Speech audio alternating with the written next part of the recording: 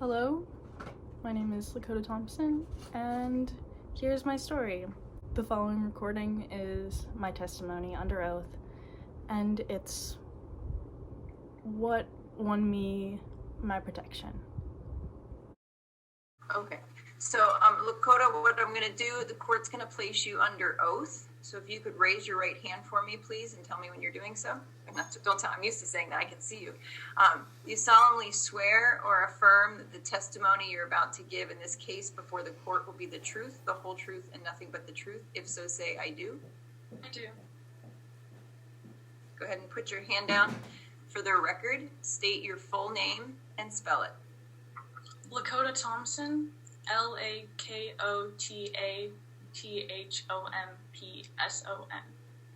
Great, thank you. All right, go ahead. You may testify, Lakota. Okay. My name is Lakota Thompson, and I am 19 years old. I was raised in Naknek, where I lived alone with my dad, Everett Thompson, after my mom, Tasha Lee, left when I was around 3 years old. I left Naknek in 2019 to attend college in Arizona. Most of my family, including my little siblings, Sonja and Victor, are in Naknek, and I intend on returning home within the next few months throughout the coming year. My college and classes are working differently now due to COVID, and my schedule is not completely clear at this point, and I'm afraid to even think of returning to Naknek now unless I have an order of protection against my dad. I recently disclosed to the authorities that my dad sexually abused me when I was between the ages of 4 and 7. I reported all of this to OCS and the Bristol Bay Police Department, and there is an open investigation now, and I asked for charges to be filed. I would like to enter into evidence Exhibit 1, the official statement I made to the authorities. It includes specific examples and details about the sexual abuse I incurred as a child. When my dad would molest me, it was at night in my bed.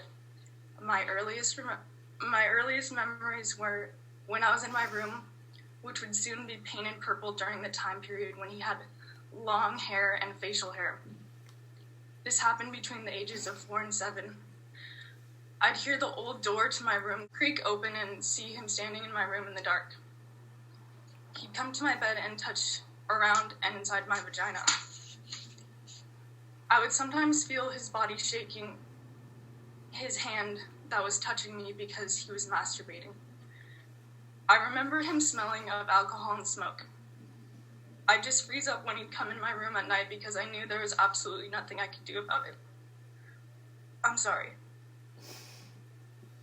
Take your time. There was absolutely nothing I could do about it at that age. I knew I couldn't protect myself, and he was going to get whatever he wanted because I was seen as his property rather than his daughter.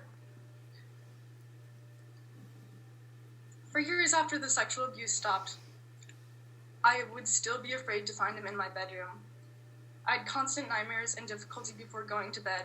The anxiety of feeling like something would happen to me didn't get better as I got older, and I often still have these feelings. It was only after getting away from my dad and to a safe place in my life that I have been able to come to terms with this abuse and begin to process the emotions and memories I have. I have also come forward with what has happened to me for the safety of my younger siblings. It's important that something be done to stop my dad because I believe that he has already begun to molest my little sister, Sonja. And I am worried that he will continue to abuse her and possibly my little brother like he did to me.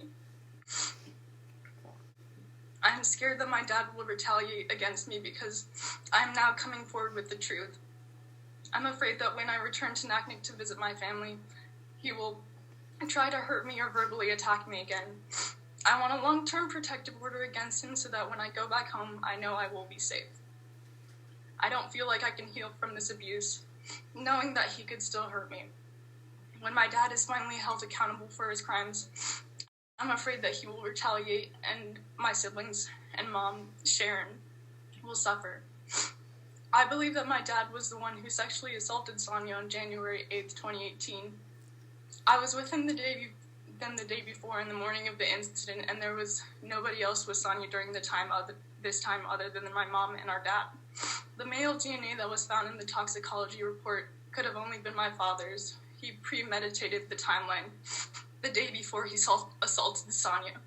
The day before the incident, my dad made me take affectionate photos of him and Sonja. Sonja, Victor, my dad, and I were all together, but he only wanted pictures of Sonja up on his shoulders when they were happy and being affectionate with one another. The morning of Sonja's assault, I got my siblings ready for school, including helping dress and feed them. This was our normal routine before I would take them to school. However, on January 8th, 2018, my father wouldn't allow me to take Sonja at the same time as Victor, even though she was completely ready, other than needing to get out of her high chair. My dad told me to leave with Victor and was very adamant about it. He gave me a strange feeling in my gut, and I knew I couldn't disagree with him, and I did what he said.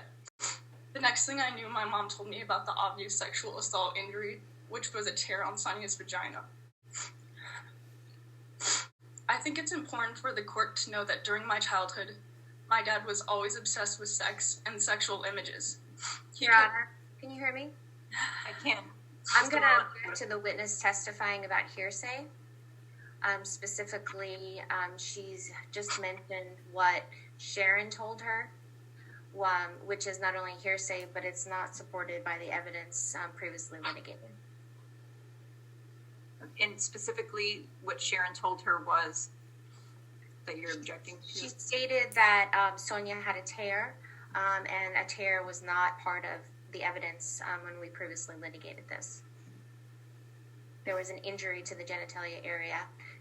There was no medical evidence that it was a tear. That was something, those are Sharon's words. I thought it was that there was a 3 millimeter tear. You can continue.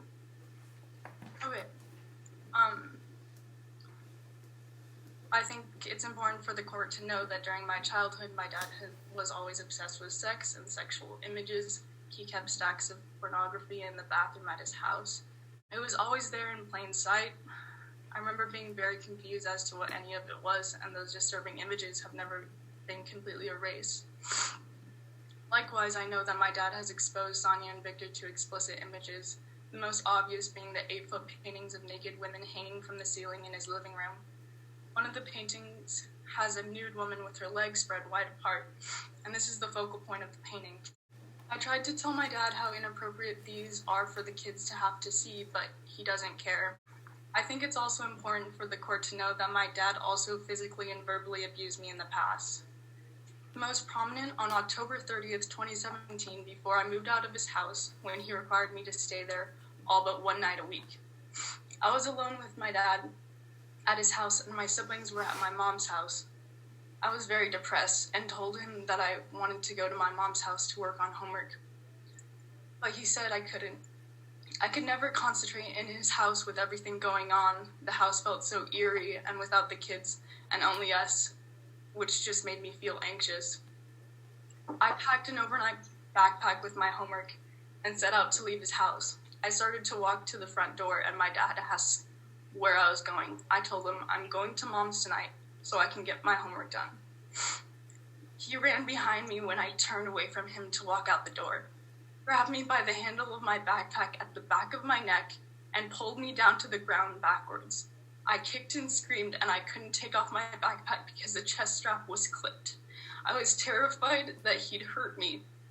My chest strap ripped out of my backpack, and I ran to the door without shoes, just trying to get out.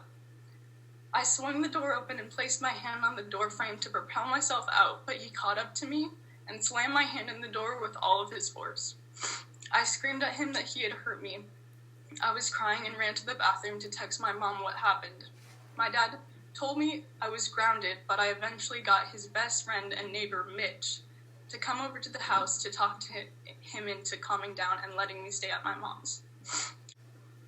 For the reasons I have stated, I asked the court to grant me a long-term protective order. I want to be free to return to my hometown to live or visit my family without the constant threat of my dad coming after me. As the criminal investigation proceeds, I fear that my father will grow angrier and more resentful, and I will be in danger should I return to Alaska. I'm afraid that if I do not have a protective order, my dad will hurt or harass me.